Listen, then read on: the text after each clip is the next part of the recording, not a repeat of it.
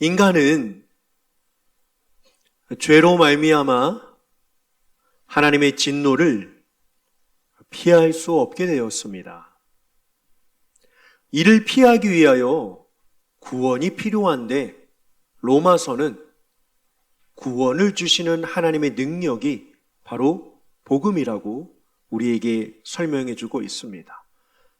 나올 수 있는 손길이 있다는 거죠. 그러면 왜 우리에게 이 하나님의 진노가 찾아오게 되었습니까? 로마서 1장을 보시면 사도 바울은 이렇게 설명합니다. 하나님을 알 만한 것이 있음에도 하나님을 예배하지 않고 영화롭게 하지 않고 그분께 감사하지 않았다라고 말씀합니다.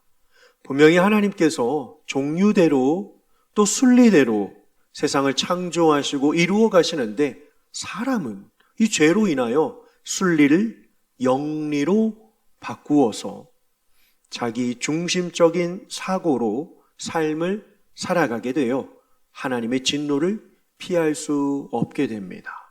이 로마서 1장 31절을 보시면 이러한 죄를 지은 자들은 사형에 해당하는 줄을 알고도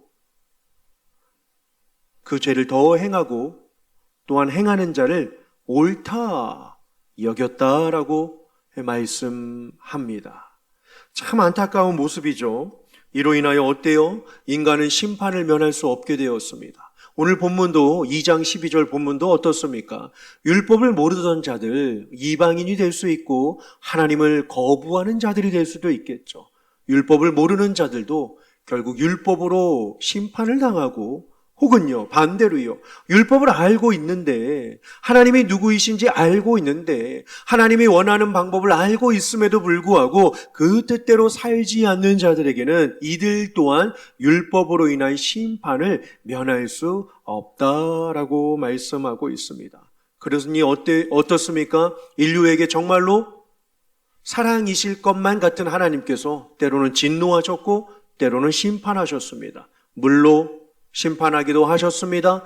불로 심판하기도 하셨습니다. 때로는 땅이 갈라져 반역하는 자들을 산채로 삼기는 일들도 성경에서 등장하고 있습니다. 택함 받았다라고 자부심을 여겼던 이스라엘 백성들 또한 어떻습니까? 성민, 거룩한 백성들이었음에도 불구하고 늘 뭐가 없다고, 늘 뭐가 안 된다고, 늘 뭐가 부족하다고, 늘 자기 뜻대로 안 된다고 하나님을 향하여 원망합니다. 이로 인하여 하나님은 주변국들을 통하여 그들을 훈련시키시고 그들을 깨우쳐 주시기도 하셨지만 그들은 깨닫지 못하는 어리석은 자들이 되고 말았습니다.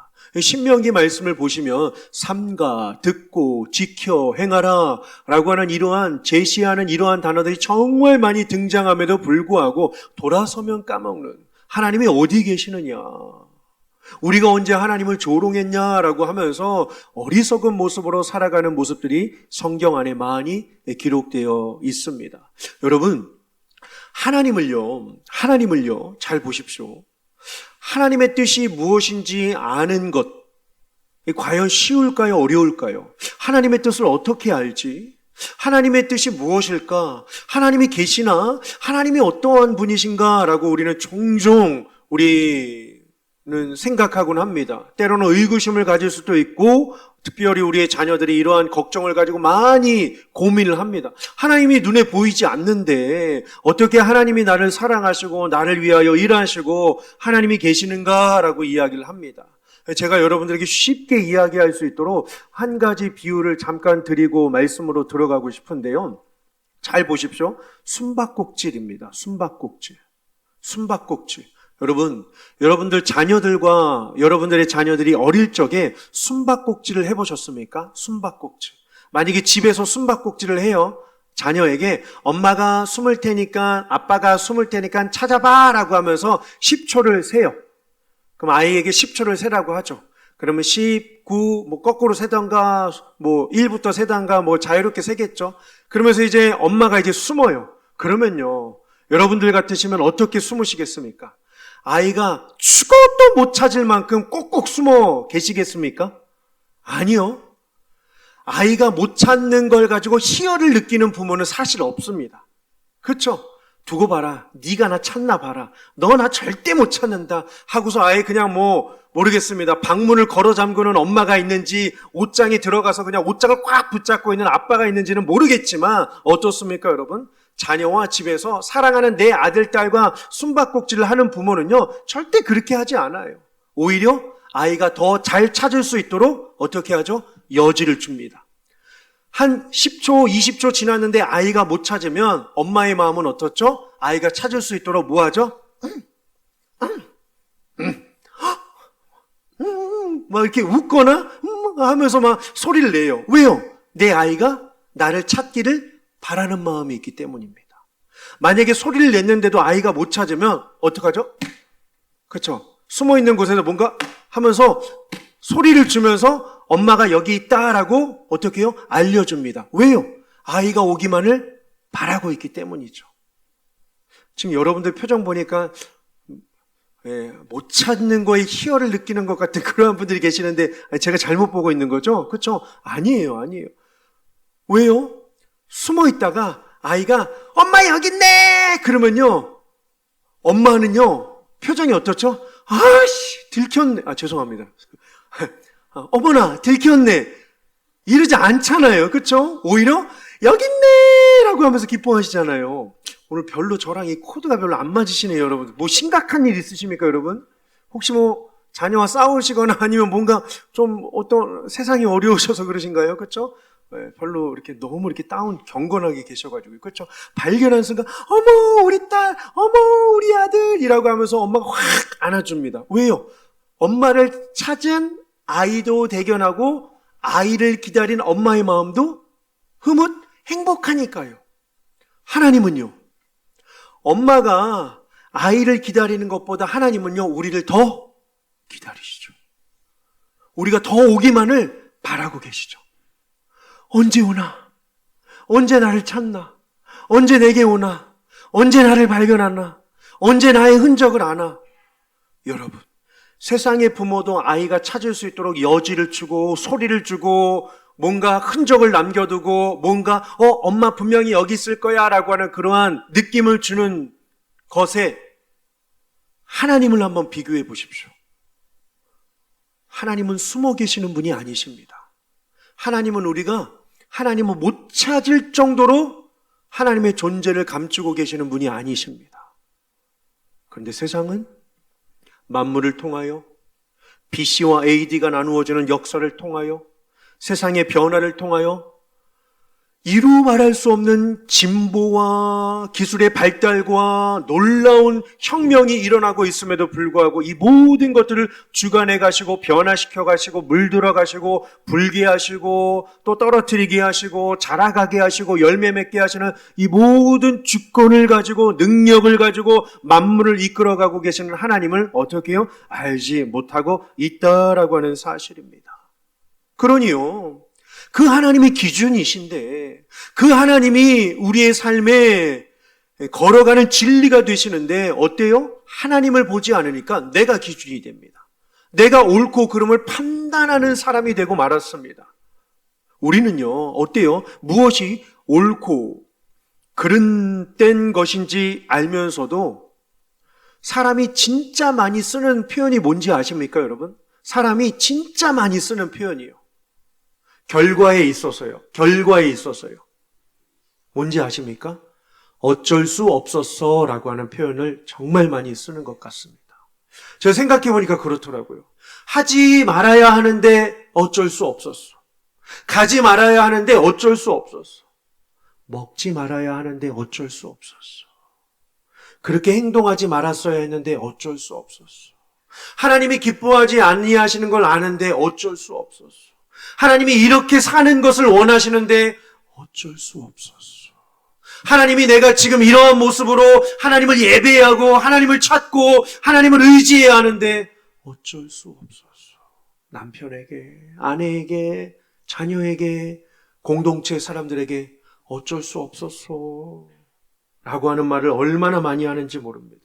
물론 일이 자기에게 닥치기 전에는 다 정답을 알아요. 다 정답을 외칩니다. 그렇게 하면 안 된다, 그렇게 해야 된다라고 외치지만 막상 일이 자기에게 닥치면 어떻게 이야기를 합니까? 어쩔 수 없었어. 하나님 어쩔 수 없었어요. 여보 어쩔 수 없었어요. 얘들아 엄마가 어쩔 수 없었어. 우리의 생각과 또 우리의 행동이 얼마나 이 한계가 있는지를, 얼마나 부족한지를 적나라하게 보여주는 이 표현, 어쩔 수 없었어.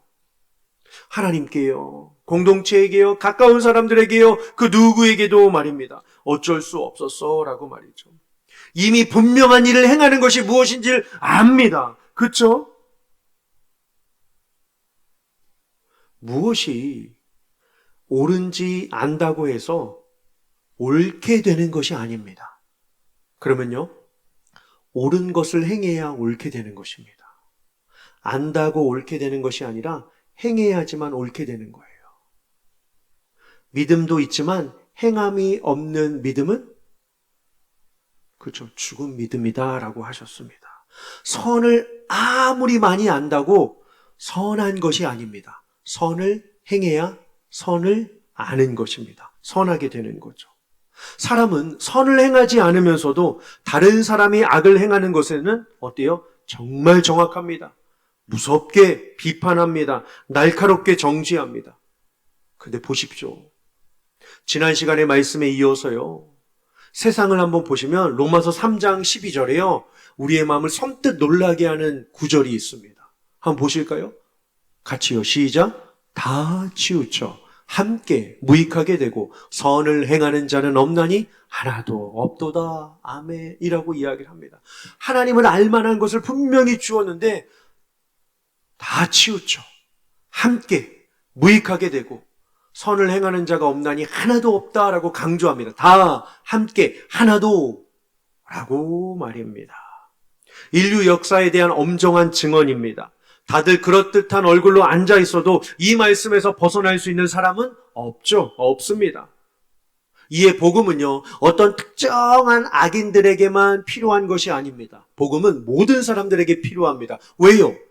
하나님이 없는 곳에는 부패함과 왜곡됨과 더러움밖에 없기 때문입니다. 인간은 무엇으로 구원을 받을 수 있을까요? 인간은 어떻게 정결하게 될 수 있을까요? 인간은 어떻게 하면 선을 행할 수 있을까요? 인간은 어떻게 하면 하나님을 기쁘시게 하면서 살아갈 수 있을까요? 하나님이 주신 생명의 고귀함을 알 때 가능합니다. 그 의미를 알고 그 가치를 알고 나를 사랑해 주시는 하나님의 능력을 알 때 우리는 가능하게 된 것입니다. 그런데 하나님이 주신 은총은 고사하고 자기를 자기 힘으로 채우려고 하는 이 세상을 한번 보십시오.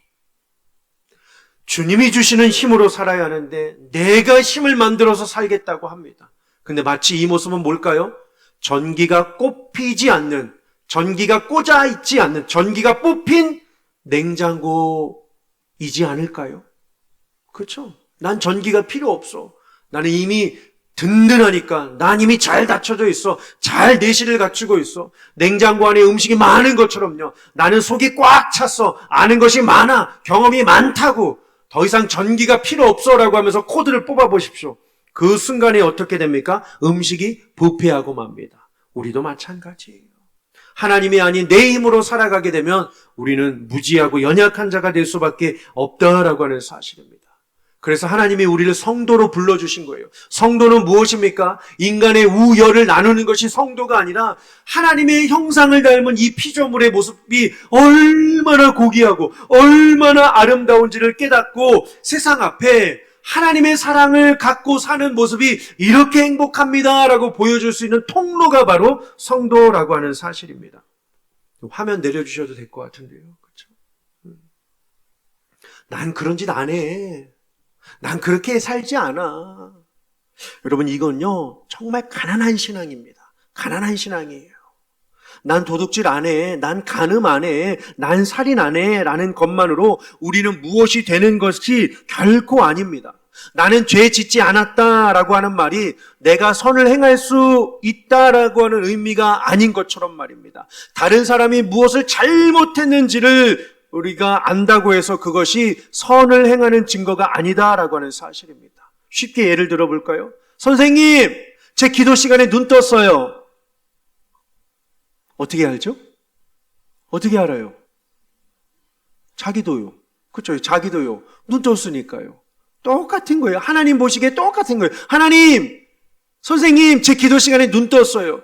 하나님, 제 저렇게 잘못했어요. 저렇게 죄 짓고 살아요. 저렇게 부족해요. 저렇게 미련해요. 똑같은 거예요, 여러분. 똑같은 거예요. 우리는요, 진짜 특별한 존재예요, 여러분요. 이 만물 가운데요, 인간은요, 진짜 특별한 존재입니다. 하나님이 인간을 만드신 후 뭐라고 하셨습니까? 생육하고, 번성하고, 충만하고, 정복하고, 땅을 다스리라 명령하셨습니다. 다른 피조물들은요, 다른 존재는요, 빛이 있으라, 궁창을 하늘이라 하시고, 어둠을 밤이라 하시고, 그냥 존재를 불러주셨어요. 그렇게 되라. 일, 월, 달, 년, 해 이렇게요. 그렇죠? 일, 월, 성실, 일자, 연한 이 모든 것들을 그냥 있게 하라. 그대로 되니라. 존재예요. 존재란 말이죠. 인간은요. 그렇지 않습니다. 피조 세계에서 인간에게만 허락하신 복이 무엇이냐면 하나님의 창조 사역에 동참하게 하신 것입니다. 생육하고 번성하고 충만하고 정복하고 다스리라 라고 말이죠. 인간 외의 피조물들은요, 존재하는 창조의 산물이다 라고 한다면 우리는요, 하나님과 함께 이 땅을 다스려가는, 피조 만물을 다스려가는, 죄인들을 변화시켜서 하나님의 능력을 경험할 수 있도록 동참하는 존재가 바로 우리라고 하는 사실입니다. 분명한 일이죠. 분명한 일이에요. 그래서 인간은요, 여러분 실족하지 마십시오. 실망하지 마십시오. 왜요? 부패하고 왜곡되고 타락하고 더러워지는 그러한 존재가 더 이상이 아닙니다. 인간은 더 나아갈 수 있는 존재입니다. 하나님으로 얼마든지 기뻐할 수 있는 존재입니다. 저에게 너무 감사한 거 있죠. 왜요? 우리를 로봇처럼 만들지 않아 주셔서요. 누군가는 그러시더라고요. 로봇처럼 만들었으면 죄를 하나도 안 질 텐데 라고 말이죠. 그럼 반대로요. 기쁨의 영역은 한계가 있는 거예요. 아, 이거 아니, 요거 기쁘다, 요거 되니, 요거 기쁘다, 요만큼 수준만 사는 거죠. 근데 하나님께서 우리에게 뭘 주셨냐면요, 자유의지를 주셨습니다. 이게 뭐예요? 마음대로 살아라가 아니라 마음껏 기뻐하라예요. 마음껏 즐거워하라. 감사로 하나님을 영화롭게 할 수 있다는 거예요. 감사로 제사를 드리는 자가 하나님을 영화롭게 한다라고 말씀하셨잖아요. 마음껏 기뻐할 수 있다는 거예요. 얼마든지 즐거워할 수 있다는 거예요. 우리 영화교회 성도님들만, 제가 다른 교회 보니까 다른 교회 분들은 이런 거 잘 못하시더라고요. 근데 우리 영화교회 성도님들이 진짜 잘하시는 게 뭔지 아십니까? 제가 대신방을 다니면서 기도 카드를 보면서 뭐 이렇게 놀래잖아요. 왜 놀래는지 아세요, 여러분?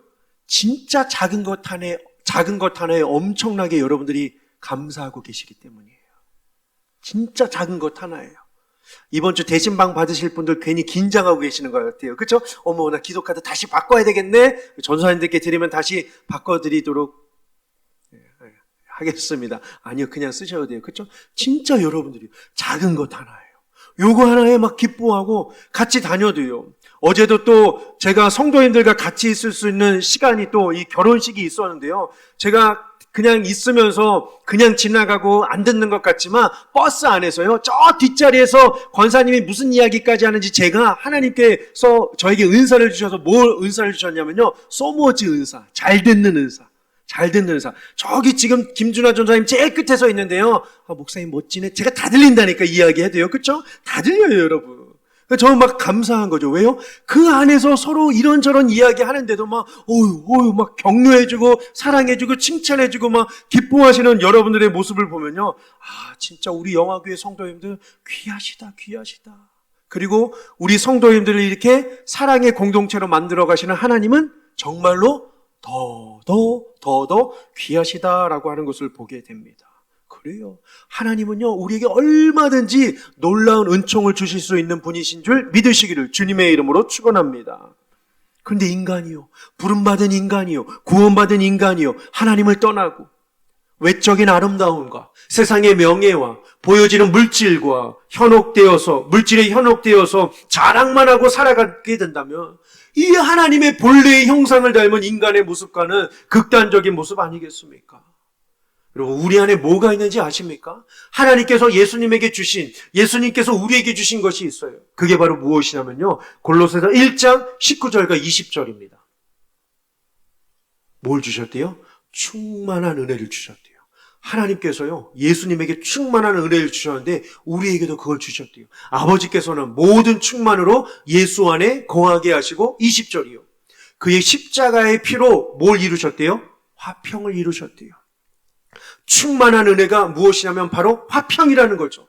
우리는 예수님과 화평할 수 있고, 성도와 화평할 수 있고, 이웃과 화평할 수 있고, 죄인된 자들과 화평할 수 있다라고 하는 사실입니다. 가능하다는 거죠. 어려운 게 아니다라고 하는 게요. 이게 우리의 본질이다라고 하는 사실입니다. 보세요. 만물, 곧 땅에 있는 것들이나 하늘에 있는 것들이 그로 말미암아 자기와 화목하게 되기를 하나님이 뭐라고 하시죠? 기뻐하신대요. 뭐를요? 어떻게 살기를요? 화목하며 사는 것을 하나님이 기뻐하고 계신다라고 하는 사실입니다. 이래서 예수님이 오신 거예요. 인간의 몸을 입고 성육신하신 그 예수님께서 충만한 은혜를 우리에게 주셔서 단순히 죄의 영역만 치워주시는 것이 아니라 하나님을 기뻐하는 삶을 충만하게 주시기 위하여 우리 가운데 오셨다라고 하는 사실입니다. 그러면 우리는요, 아무런 존재가 아니에요. 별 볼 일 없는 존재가 아닙니다. 어쩌다 한번 의미 있는 일을 하는 존재가 아닙니다. 자책의 한계에 붙잡혀 신음하는 존재가 아닙니다. 무능력한 존재가 아닙니다. 보세요. 유한한 존재인데 무한한 능력을 가지신 하나님께서 한계를 거두어 주시고, 넘지 못할 경계를 깨트려 주시고, 더 이상 허우적거리지 않고 쩔쩔매며 이 세상을 살아가지 않도록 우리를 택해 주셨기 때문에 우리는 그분의 사랑을 힘입고 살아가야 되는 줄 믿습니다.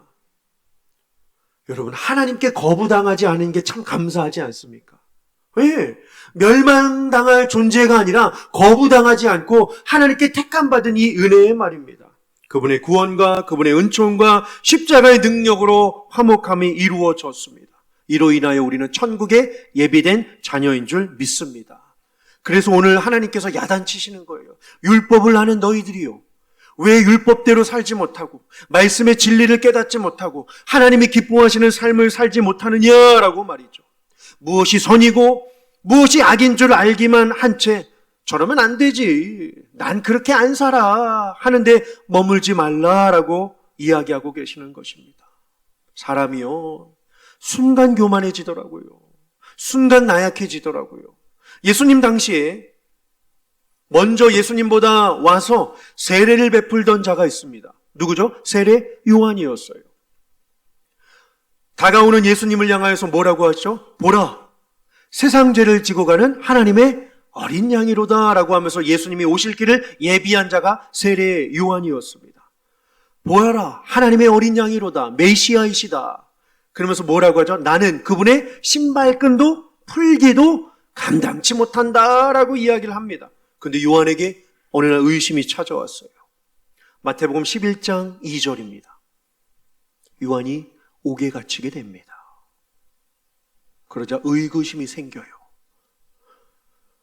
지금 나 대신 저 밖에서 세례를 베풀고 있는 자가 진짜 메시아인가? 하나님이 보내신 어린 양인가? 예수 그리스도인가? 인류의 구원자인가? 근데 내 꼴은 뭐지? 왜 나는 옥에 있지? 왜 내 인생은 이렇게 비참하지? 왜 날 건져주지 않는 거야? 왜 날 사랑하지 않는 거야? 왜 나에게 찾아오지 않는 거야? 왜 날 꺼내주지 않는 거야? 너무하시네. 어느 날 제자들을 불러요. 너희들 저기 세례 베풀고 있는 저 예수에게 가서 한번 물어보아라. 오실 그이가 당신이오니까. 왜? 오실 그이가 당신이오니까. 당신이 정말 예수님 맞나요? 가서 좀 묻고 와라. 내 처지를 보니 저분은 예수가 아닌 것 같다. 의구심이 드는 거죠. 4절이에요. 예수님께서 대답을 하십니다.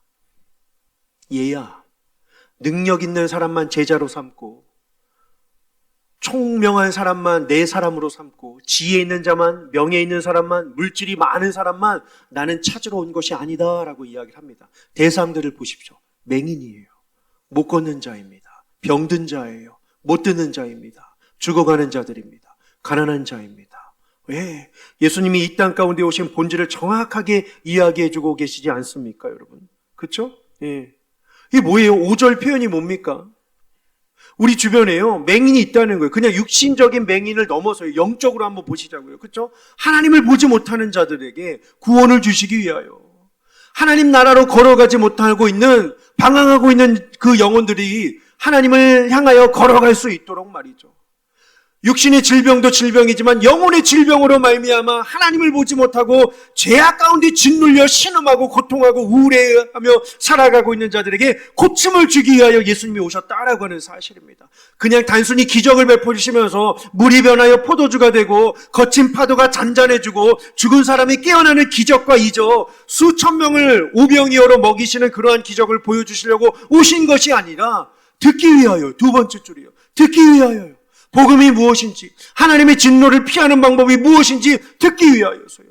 결국 뭐예요? 살아남입니다. 살아남, 생명, 영생을 주기 위하여 예수 그리스도가 이 땅 가운데 오셨다라고 예수님이 잘 대답해주고 계시는 장면입니다. 지금으로 바꿔 말하면 뭘까요? 욕밖에 할 줄 모르던 사람이, 화밖에 낼 줄 모르던 사람이 그저 반대하고 싸우고 당짓고 들이받는 것 말고는 할 줄 모르던 뿔 달린 사람이, 가슴에는 온통 철조망뿐인 사람이 복음으로 말미암아 사람을 품을 수 있고 하나님을 사랑할 수 있고 세상을 바라볼 수 있고 들을 수 있고 웃을 수 있고 이해할 수 있고 용서할 수 있는 삶의 의미와 목적을 갖도록 살게 하시도록 예수님이 오셨다라고 하는 사실입니다. 복음은요, 사람을 바꾸는 능력이 있는 줄 믿습니다. 나도 예외가 아니잖아요. 그렇죠? 여러분들도 예외가 아닙니다. 여러분들이 어떻게 변화되셨습니까? 여러분들이 어떻게 하나님을 알게 되셨습니까? 여러분들이 율법을 알아서 예수님을 믿은 것이 아닙니다. 여러분들이 회개를 잘해서 구원받은 것이 아닙니다. 여러분들이 예수님 믿기로 결정해서 신앙생활하는 것이 아닙니다. 우리는요, 보기는 보아도 보지 못하고 듣기는 들어도 깨닫지 못하는 어리석은 자들입니다. 한마디로 저와 여러분들은요, 대안이 없는 자들이었습니다. 동의하십니까? 대안이 없는 자들이었어요. 왜요? 끊임없이 하나님을 거스르던 자들이었기 때문입니다. 고집이 있는 거죠. 인간에게는 고집이 있는 거예요. 끊임없이 육체의 소욕으로 힘을 주고 가치를 실어주는 이 고집 말이죠. 이에 못지않게 하나님의 고집도 있으시죠. 우리를 돌아오게 하고 우리를 변화시키고 우리를 하나님을 의지하게 하시는 이 하나님의 고집 말입니다. 여러분, 어떠한 고집이 더 셀 것 같습니까? 어떠한 고집이 셀 것 같습니까? 하나님의 고집과 인간의 고집이 늘 충돌하고 있습니다. 인류 역사에 누가 결국 이길 것 같습니까? 아무리 말해도 깨닫지 못하고 아무리 말해도 돌아오지 않고 아무리 말해도 회개하지 않는 인간의 고집이 강력해 보이지만 하나님을 거부하며 버티는 이러한 고집들은 언젠가 하나님께서 예비하신 때에 완전히 꺾여져서 복음으로 말미암아 변화되게 될 줄 믿습니다. 하나님의 고집이 더 강력하십니다. 제가 좀 표현이 그래서 그런데요, 이 하나님의 이 열정, 하나님의 열심, 하나님의 이 끈질긴 이 사랑을 보십시오. 그러니요, 여러분, 그 예수님께서 우리에게 찾아오셨고 우리를 구원해 주셨고 우리를 자녀 삼아 주셨고 성도로 불러주셨기 때문에 오늘 우리가 이 자리에 있는 줄 믿습니다. 이에 신앙은 간단한 것이 결코 아닙니다. 내 분별의 산물이라고 착각하지 마십시오. 하나님의 일하심입니다. 하나님의 택하심이에요. 죄인 되었을 때 찾아오셔서 나 대신 죽기로 작정하신 이 하나님의 사랑을 안다면 그 이후에 하나님의 일하심은 오죽 더하시겠습니까? 죽어서 천국, 살아서 생전 복 받는 요행 정도로 신앙을 이해하지 맙시다. 하나님의 신실하신 의지가 여러분의 존재와 가치와 인류 역사 가운데 온 만물에 어떻게 드러날지 기대하며 삽시다. 기대하며 삽시다. 이미 분명한 일을 행하는 삶은 뭘까요? 기대하며 사는 거예요. 낙심하지 않는 겁니다. 하나님을 향하여 힘을 갖고 사는 겁니다. 주를 향하여 소망을 잃지 않는 삶이 되시기를 원합니다. 구원하시기 위하여 조금이라도 지체하지 않으시고 우리에게 찾아오셔서 하나님의 마음을 주신 그 예수 그리스도의 사랑을 늘 붙드시면서 온 만물 가운데 나타나신 하나님의 영광을 찬양하시고 한 사람 한 사람 머리털 하나까지 세심바 되도록 아시고 기억해 주시고 품으시고 인도해 주시는 하나님의 손길로 늘 승리하며 살아가시는 저와 여러분들 되시기를 주님의 이름으로 축원합니다.